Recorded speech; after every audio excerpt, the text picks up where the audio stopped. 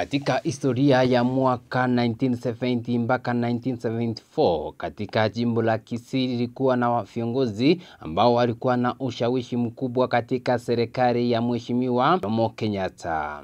Baada ya Mheshimiwa Benson Kengoro Ogero kumrithi Mheshimiwa George Justus Murara kama mbunge wa West Mugirango, na wakati ambapo Mheshimiwa Mankone Ombese bado alikuwa mbunge wa Kitutu East, ambayo kwa sasa inajulikana kama Kitutu Masaba.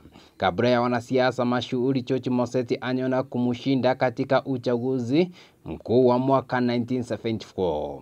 Kwa wakati huo eneo lote la Kisii lilikuwa na majimbo 7 tu ya uchaguzi, na kila jimbo lilikuwa na mwakilishi hodari bungeni. Kati ya hao 7, wawili walikuwa mawaziri wa baraza la mawaziri.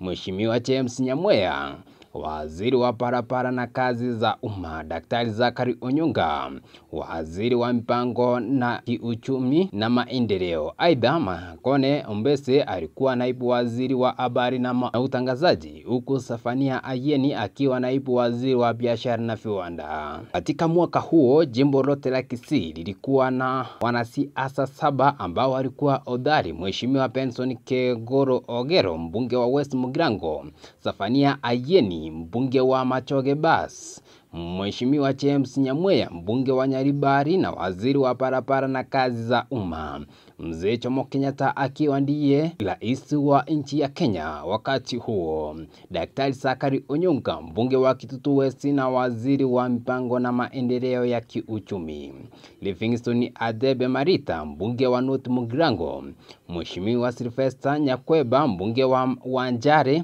South Mugirango; Mankone Ombese, mbunge wa Kitutu East na naibu waziri wa habari na utangazaji. Wakati huu Kisii ilikuwa na jimbo 7 na ambapo walikuwa wanasiasa hodari ambao walikuwa na ushawishi mkubwa katika siasa ya Kenya.